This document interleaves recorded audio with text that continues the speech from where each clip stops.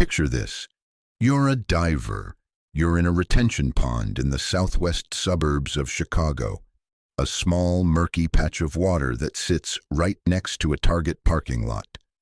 Unremarkable. The kind of place you drive past without thinking twice. You're not here for this pond. You're here for someone else. A different missing person, a different family, a different case. This pond just happened to be on your route. Your sonar pings. Something's down there. You go under.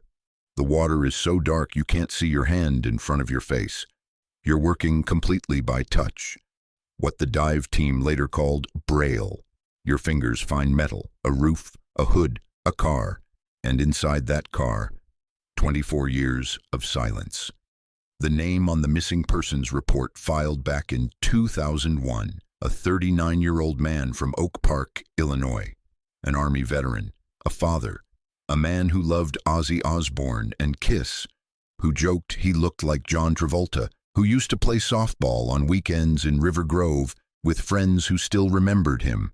His name was John Pisano Jr., and he had been sitting in 5 feet of water, 5 feet, less than a mile from a suburban shopping center, while the world moved on without him. This is the story of how he was found, and why it took a quarter of a century. John Joseph Pisano Jr. was born on July 18, 1962, in Oak Park, Illinois. He grew up in the suburbs west of Chicago, the son of John Pisano Sr. and Arlene Pisano, the older brother to his sister Angela. People who knew him remembered him with a particular kind of warmth, the warmth you reserve for someone who was genuinely larger than life in small human ways. He had confidence, he had charisma.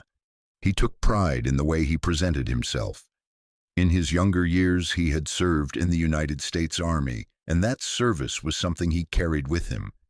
A part of who he was the kind of guy who showed up to things in platform shoes and a leather jacket, who spent real time on his hair, who made people laugh with the John Travolta comment and meant every word of it. He played softball for years in River Grove. He built friendships there that lasted well into adulthood, the kind of bonds that form around shared seasons, shared losses on the field, shared cold drinks after a game. He was a father. He had daughters, Deanna and Stephanie, who would grow up without him and who, decades later, would be the ones to write his obituary with love and detail and the particular tenderness of children who still knew their father deeply, even though he had been gone for most of their lives. His obituary, written by Deanna and Stephanie, said he loved his children immensely, that beneath the strong personality was a deeply caring man. It also said something else, something the family chose to include honestly, because it was part of him too. John suffered lifelong struggles with mental illness. That line matters, not to reduce him, but to understand what was happening in 2001 and why, when he disappeared, the answers weren't simple. The year 2001 was not a gentle year for the country, and it was not a gentle year for John Pisano Jr.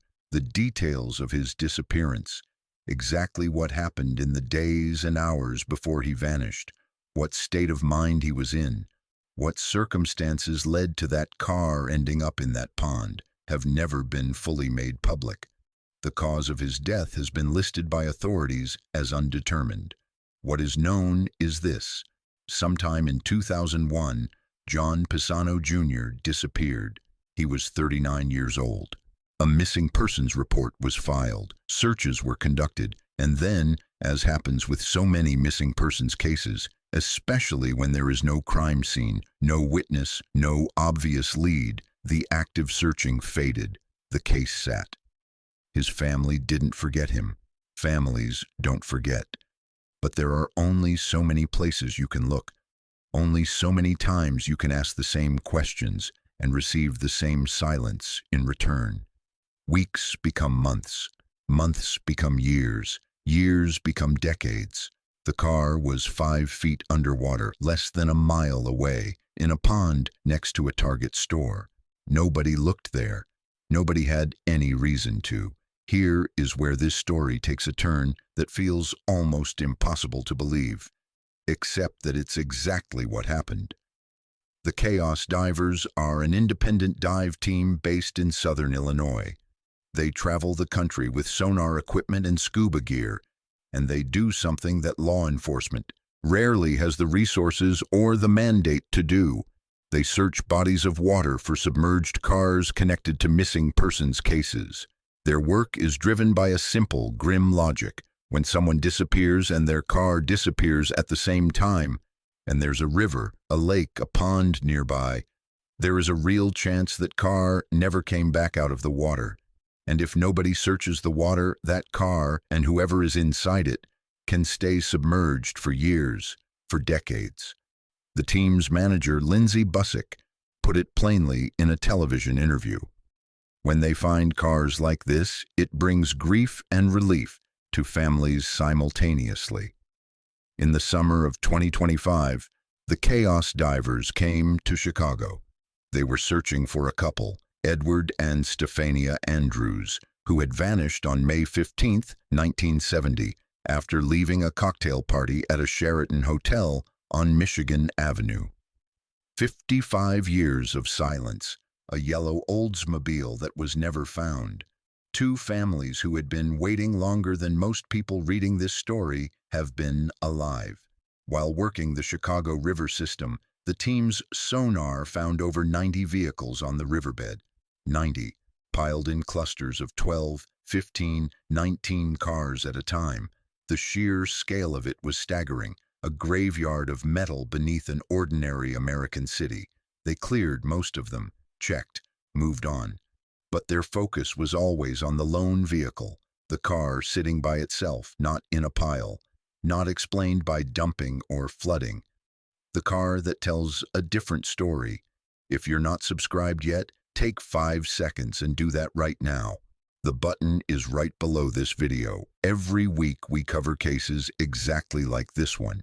Stories that deserve to be told fully and carefully. Subscribe and you won't miss a single one. Now back to John. In September 2025, the Chaos Divers shifted focus to a different missing persons case.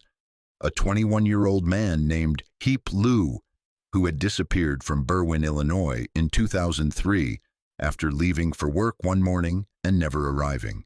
The search took them to Hodgkins, a small suburb just southwest of Chicago along Joliet Road, and at some point during that search, they turned their sonar toward a retention pond. Not a river, not a lake, a retention pond. The kind of unremarkable utilitarian body of water that exists next to commercial developments all across suburban America, sitting, in this case, right next to the Hodgkins Target store off Joliet Road. 5 feet deep, so murky and dark that when divers descended, they could not see the vehicle even when their hands were resting on it. Everything, as Busick later described it, was done completely by touch. The sonar had already told them something was there, but sonar gives you shape and distance, not identity, not story, not the name of whoever might be inside. 2 divers went down. They found a car, a 1998 Lincoln Town car, sitting alone on the bottom of that small, forgotten pond, not in a pile, not with any other vehicles, by itself. And inside it, human remains. A crowd gathered on the surface as the vehicle was brought up, mud-covered, dark with silt and time, the kind of object that immediately signals something heavy to anyone watching. A local resident named Jose Zaragoza stood there watching and told a reporter, "I was like, I've seen this on TV before, like I D-channel things like that." Hodgkins police ran the vehicle. The Lincoln Town car was connected to a missing persons case from 2001. The car came out of the water in September 2025. The Cook County Medical Examiner's Office began the work of identification, a process that, with remains that had been submerged for more than 2 decades, takes time and careful forensic analysis. In May 2026, 8 months after the discovery, The identification was confirmed. Dental records. The remains in that Lincolntown car belonged to John Joseph Pisano Jr., the 39-year-old from Oak Park who had served in the Army, who played softball in River Grove, who loved rock and roll and had a personality that filled a room. Cook County confirmed it. The cause of death was listed as undetermined. How the car entered that water, whether it was an accident, a deliberate act, or something else entirely, has not been established publicly.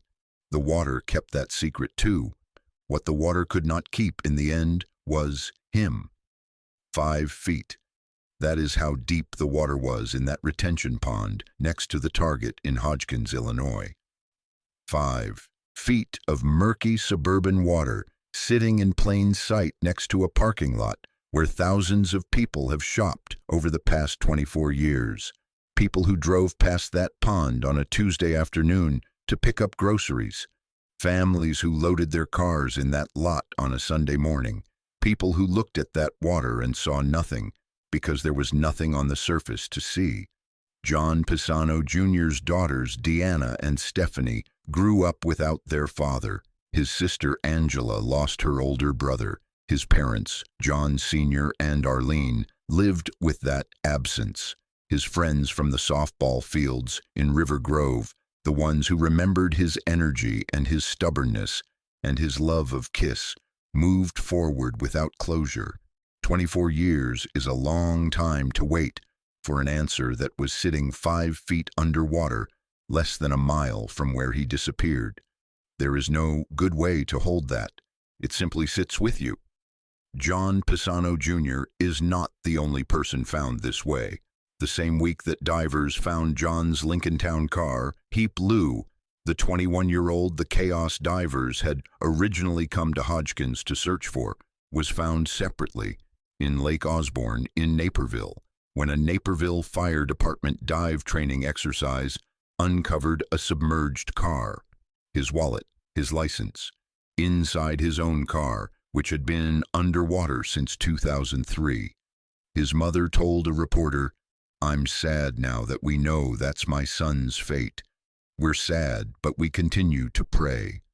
2 cases, 2 families, 2 men who had been underwater for decades, both found in the same stretch of days by different groups of searchers who never expected what they found. The Chaos divers have assisted on more than 20 cold case investigations. They have helped recover Karen Sheppers, a 23-year-old woman who went missing in 1983 from the Fox River. They have found 97 cars in the Chicago River in a single week. They operate on a principle that is both simple and quietly extraordinary. The water holds things. Someone has to go look. Most of the time, law enforcement doesn't have the resources to search every pond, every river, every murky retention basin in suburban America. The Chaos divers do it because they believe every family deserves to know. After John Pisano Jr. was identified, his daughters Deanna and Stephanie did what daughters do. They wrote about their father. They described the man they knew, the music he loved, the way he carried himself, the care he had for his children even through all of his struggles. They called him Johnny. They gave him back his name. Everman Police Chief Al Brooks said of Noel Rodriguez Alvarez, "Rest well, little man. We'll take it from here." There is something in that phrase that belongs to John Pisano Jr. too. A retention pond next to a suburban Target held a 24-year secret. A group of divers came looking for someone else entirely. And in the dark, by touch, through 5 feet of water that nobody had thought to check, they found him. Rest well, Johnny. They found you.